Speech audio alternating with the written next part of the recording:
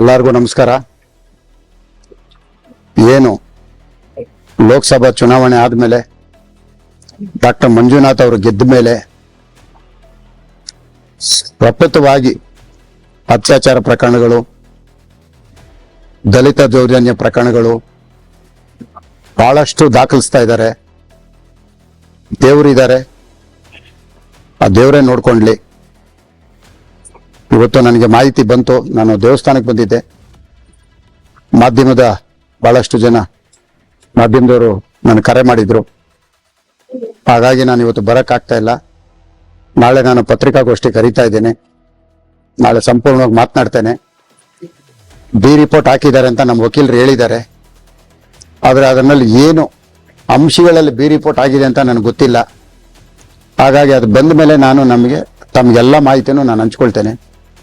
ಒಂದಂತೂ ಹೇಳ್ತೇನೆ, ಯಾರೇ ಆಗಲಿ ಕಂಡವ್ರ ಮನೆ ಹೆಣ್ಮಕ್ಳನ್ನ ಕರ್ಕೊಂಬಂದು ಈ ಥರ ಸುಳ್ಳು ಕಂಪ್ಲೇಂಟ್ ಕೊಡೋದು ಬಿಡಿಸ್ಬೇಕು.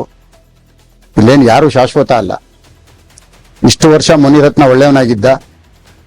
ಡಾಕ್ಟರ್ ಮಂಜುನಾಥ್ ಗೆದ್ದ ಮೇಲೆ, ಡಿ ಕೆ ಸುರೇಶ್ ಸೋತ ಮೇಲೆ, 2 ಬಾರಿ ನನ್ನ ಮೇಲೆ ಸೋತಂತ ಕುಸುಮ ಇಷ್ಟಾದ ಮೇಲೆ ನನ್ನ ಮೇಲೆ ಎಲ್ಲಾ ಪ್ರಕರಣಗಳು ದಾಖಲಾಗ್ತಾ ಇರೋದು. ನನ್ನ ಪೋಸ್ಟರ್ಗೆ ಕಾಮುಕ ಅಂತ ಬರೆಯೋದು, ಫ್ಲೆಕ್ಸ್ಗಳ ಮೇಲೆ ಅತ್ಯಾಚಾರಿ ಅಂತ ಬರೆಯೋದು, 1, 2 ಮಾಡ್ತಾ ಇರೋದು. ರಸ್ತೆಗಳಲ್ಲಿ ಕಲ್ಲೆತ್ಕೊಂಡು ಹೊಡಿಯೋದು, ಮಟ್ಟೆಯಲ್ಲಿ ಹೊಡಿಯೋದು, ತುಂಬಾ ಹಿಂಸೆ. ಇದಕ್ಕೆಲ್ಲ ದೇವರಿದ್ದಾರೆ, ದೇವರೇ ನೋಡ್ಕೊಳ್ತಾರೆ. ಎಲ್ಲ ತಾಯಿಗೆ, ಆ ಮುತ್ಯಾಲಮ್ಮನಿಗೆ ನಾನು ಒಪ್ಸಿದ್ದೇನೆ.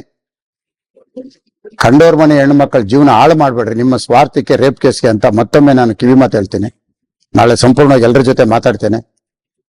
ಒಂದು ಕಡೆ ಇವತ್ತು ಏನು ನ್ಯಾಯಾಲಯಕ್ಕೆ ಬಿ ರಿಪೋರ್ಟ್ ವರದಿ ಕೊಟ್ಟಿದ್ದಾರೆ, ಅದು ಎಲ್ಲೋ ಒಂದು ಕಡೆ ಸತ್ಯ ಇದೆ ಅನ್ನೋದು ಗೊತ್ತಾಗ್ತಾ ಇದೆ.